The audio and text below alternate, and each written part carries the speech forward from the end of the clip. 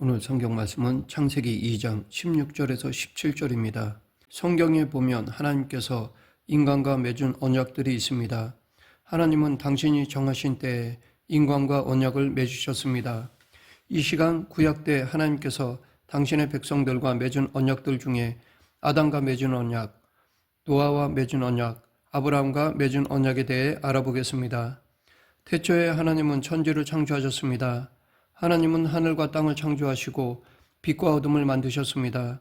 그리고 당신의 형상을 따라 인간을 만드셔서 복을 주시고 육축과 온 땅을 다스리게 하셨습니다. 모든 자연 만물의 통치권과 왕권을 가지고 계신 하나님께서는 인간에게 다스릴 수 있는 권한을 위임하셨습니다. 하지만 인간에게 주어진 권한은 위임일 뿐 인간의 자신의 고유 권한이 아니었습니다. 따라서 인간은 하나님으로부터 위임을 받은 영역에서 마치 하나님이 다스리시는 것처럼 다스려야 합니다. 또한 하나님께서는 일곱째 날 안식하시고 안식일을 거룩하게 구별하셨습니다. 하나님께서 안식하셨다는 것은 단순히 팔짱을 끼고 가만히 계셨다는 것이 아닙니다. 안식일은 하나님의 창조 사역을 모두 완성하셨다는 의미이며 하나님의 온전한 다스림 안에 있을 때 비로소 하나님의 참된 안식으로 들어가게 된다는 것을 알려줍니다.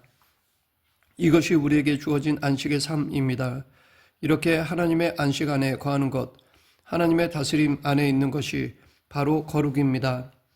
오늘 본문 16, 17절 여호와 하나님이 그 사람에게 명하여 이르시되 동산 각종 나무의 열매는 내가 임의로 먹되 선악을 알게 하는 나무의 열매는 먹지 말라. 내가 먹는 날에는 반드시 죽으리라 하시니라. 이 언약은 아담과 이루어졌습니다. 하와는 아직 태어나기 전입니다. 아담은 선악과를 따먹지 말라는 하나님의 말씀에 순종하면 영원히 사는 복을 받지만 불순종하면 죽음이라는 저주를 받습니다. 아담의 행위가 순종이냐 불순종이냐에 따라서 복과 저주로 갈라졌습니다. 이것이 하나님께서 아담과 맺으신 행위 언약입니다. 그렇다면 하나님께서는 왜 선악과를 만드셨을까요? 그 이유에 대해 성경에 명시되어 있지 않지만 어느 정도 그 이유에 대해 유추해 볼 수는 있습니다. 아담과 하와는 에덴 동산에서 거리낄 것이 없었습니다. 그런데 딱 한 가지 선악을 알게 하는 나무의 열매만 보면 행동의 제약을 느꼈습니다. 이 열매를 따먹지 말라는 명령을 내린 분은 하나님이셨습니다. 피조물은 그분의 말씀에 순종해야 했습니다. 선악과 앞에서 아담과 하와는 하나님은 창조주이시고 자신들은 피조물임을 인식해야 했습니다. 하나님은 명령하시는 분이시고 자신들은 순종해야 하는 존재임을 인식해야 했습니다. 즉 선악과는 하나님과 인간을 구분하는 경계선이었습니다.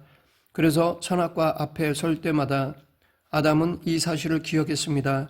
그런데 혹자는 하나님께서 아담과 하와에게 선악을 알게 하는 나무의 열매를 따먹지 말도록 좀 더 완벽한 의지를 인간에게 주셨으면 안 따먹었을 것이 아닌가라고 반문할 수도 있을 것입니다.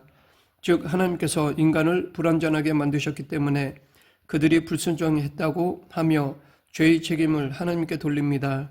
이것은 완전이라는 개념에 대한 오해에서 비롯된 것입니다. 절대로 거절할 수 없는 것은 기계적인 것이지 완전히 아닙니다. 완전이란 네라고 할 수도 있고 아니요라고 할 수도 있는 의지의 선택입니다.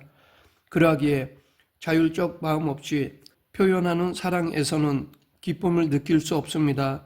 이처럼 하나님은 인간을 인격적으로 반응하도록 만드셨습니다. 그 인격으로 순종할 수도 불순종할 수도 있습니다. 불행히 아담과 하와는 불순종을 택하였습니다. 바로 이 불순종의 선택이 죄입니다. 죄란 하나님을 하나님으로 인정하지 않는 것이며 내 인생을 내 마음대로 살아가겠다는 권리 주장입니다. 결국 인간의 죄는 하나님과의 단절, 죽음, 수치감을 가져왔고 그 이후 죄의 역사가 이어졌습니다. 인간 사이의 최초의 범죄는 형제 사이에서 일어났습니다. 가인은 동생 아벨을 돌로 쳐 죽였습니다. 가인은 하나님이 자신의 제사는 받지 않으시고 동생 아벨의 제사를 받으신 것에 대한 질투가 원인이었습니다. 그 범죄의 결과로 가인은 추방당하였습니다. 이제 가인은 하나님의 돌보심이나 공급하심 없이 스스로 삶을 살아가야 했습니다. 그렇게 이 땅에 가인의 문화가 등장했습니다. 하나님 없이 오로지 자신의 힘으로만 인생을 살아가는 이들이 가인의 사람들이었습니다. 그런데 성경은 당시 하나님의 아들들이 사람의 딸들을 좋아했다고 말합니다. 하나님을 예배했던 셋의 자손들의 신앙의 원리와 가인의 문화를 이끌었던 힘의 원리가 섞여버린 것입니다. 그렇게 하나님을 예배하던 셋의 자손들이 가인의 문화에 젖어들자 하나님은 세상을 창조하고 인간을 만드신 것을 후회하셨습니다. 결국 하나님은 세상을 심판할 것을 결심하셨습니다.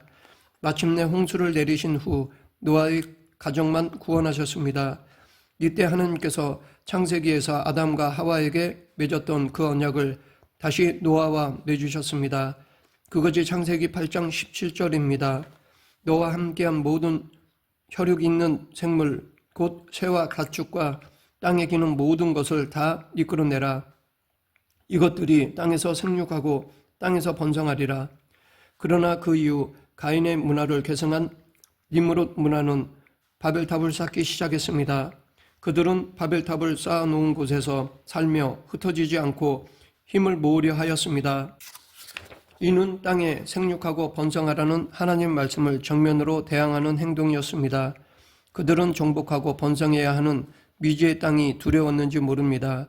혹은 홍수가 나서 사람들이 다 죽었다는 조상들의 말을 듣고 높은 곳에 올라가 살고 싶은 마음이 들었는지도 모릅니다. 어쨌든 하나님 없이 자신의 힘으로 살아가는 불순종의 길을 걸었습니다. 그들이 쌓은 바벨탑은 하나님의 주권과 명령에 대항하기 위한 시도였으며 자신의 이름을 내겠다는 것은 스스로 왕이 되어 모든 소유권이 자신에게 있음을 선언하는 것을 의미합니다. 이런 문화에서 어느 날 하나님이 한 사람을 불러내셨습니다. 바로 아브라함입니다. 하나님께서는 아브라함에게 너는 너의 고향과 친척과 아버지의 집을 떠나 내가 내게 보여줄 땅으로 가라 라고 명령하셨습니다. 그리고 내가 너로 큰 민족을 이루고 내게 복을 주어 내 이름을 창대하게 하리니 너는 복이 될지라. 너를 축복하는 자에게는 내가 복을 내리고 너를 저주하는 자에게는 내가 저주하리니 땅의 모든 족속이 너로 말미암아 복을 얻을 것이라 라고 약속해 주셨습니다. 가인의 문화는 바벨탑을 통해 끊임없이 자기 힘을 쌓고 자기를 강화해 자기 힘으로 큰 민족을 이루고 높은 것에 거하려 했습니다. 그런데 하나님께서는 아브라함에게 그 땅에서 나와 내가 내게 지시할 땅으로 가라고 명하셨습니다. 이것은 가인의 문화에서 자신만의 힘으로 살아가야만 하는 아브라함을 불러내어 당신이 하나님이 되어주시겠다는 의미입니다. 이렇게 하나님은 아브라함과 언약을 체결하셨습니다. 그 언약 체결 장면이 창세기 15장에 기록되어 있습니다. 과거 고대 중동 지방에서는 두 부족이 서로 싸우다가 휴전을 협정할 때 짐승 한 마리를 잡아 배를 갈라 죽여놓고 그 사이로 지나가며 약속을 맺었습니다. 이 행위는 만약 약속을 어기면 그 짐승의 죽음처럼 저주를 받아 죽게 될 것이라는 의미였습니다. 하나님은 아브라함이 언약을 이해할 수 있도록 당시 중동 지방에서 계약을 맺는 방식으로 쪼갠 고기 사이를 횃불로 지나가셨습니다. 그리고 이 언약을 이행하지 않으면 이 동물처럼 저주를 받아 죽게 되리라는 언약을 체결해 주셨습니다. 이뿐 아니라 하나님은 아브라함에게 너와 내 후손의 하나님이 되겠다라고 약속해 주셨습니다. 당시 아담과 하와의 범죄로 말미암아 하나님을 하나님이라고 부를 수 없는 상황이었습니다. 그런데 하나님께서 아브라함과 그 후손의 하나님이 되어 주시겠다고 하셨습니다. 너희 공급자가 되어 주시고 너를 지켜주시겠다라고 하셨습니다. 이것은 은혜의 언약입니다. 은혜는 자격이 없는 자에게 거저 베푸시는 하나님의 호의입니다. 아브라함의 동의를 요구하지 않으시고 하나님께서 아브라함을 불러내셔서 당신이 지시한 땅으로 가라는 말씀에 순종을 요구하면서 언약을 체결하셨습니다. 아브라함이 어떤 행위를 하거나 공로가 있었기 때문이 아니었습니다.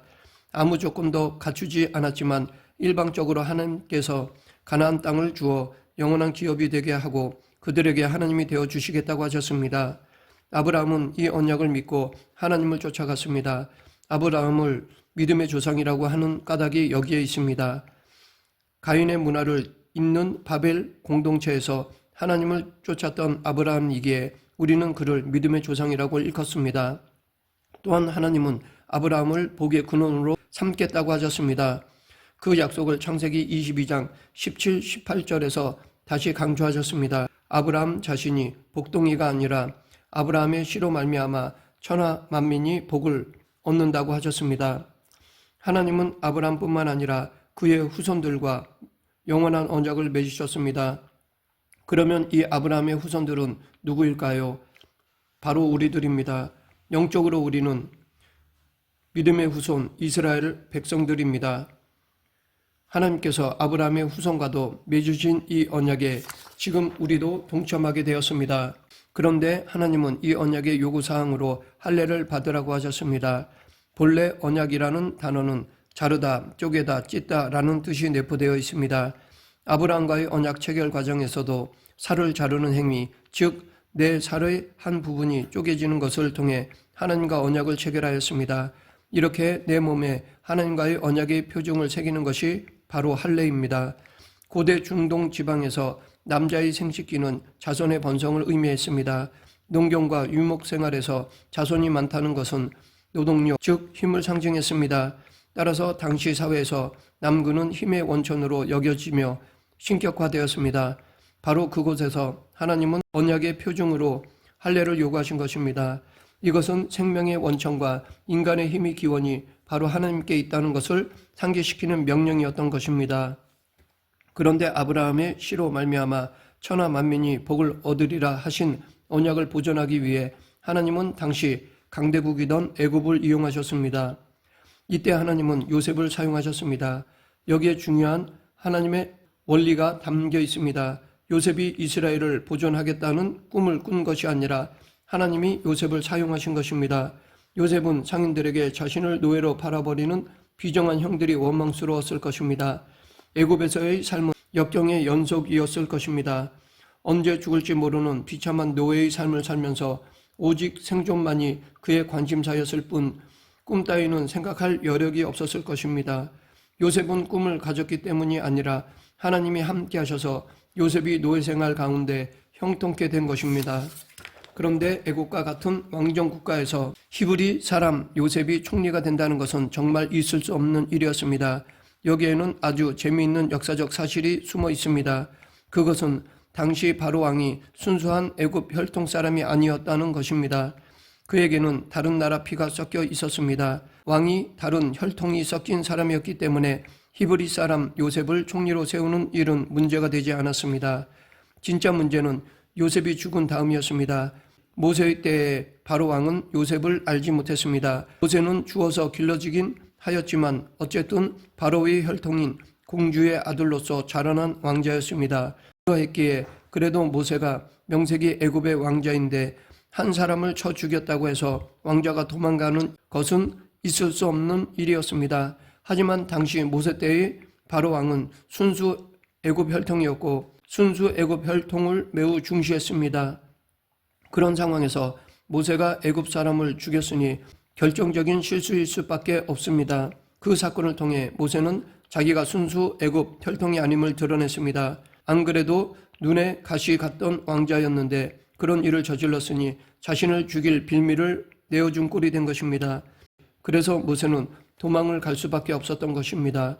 하나님은 이렇게 이스라엘 백성들을 보존하기 위해 번성한 후 가나안 땅으로 돌아오는 일을 이루기 위해 애굽 왕을 이방 민족의 피가 섞인 왕으로 세우기도 하고 순수 혈통의 왕을 세우기도 하는 놀라운 일을 행하신 것입니다. 말씀을 맺겠습니다. 오늘은 구약에서 하나님께서 아담과 맺은 언약, 노아와 맺은 언약, 아브라함과 맺은 언약에 대해 살펴보았습니다.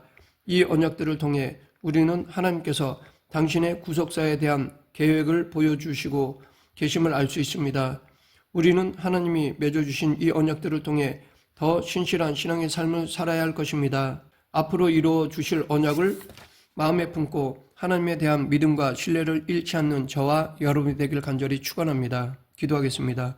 생사와 화복을 주관하시는 하나님 아버지, 지금도 언약을 신실하게 지켜주심을 감사드리오며 저희도 언약 백성으로 신실한 믿음을 지키게 하여 주시옵소서. 예수님 이름으로 기도드립니다. 아멘.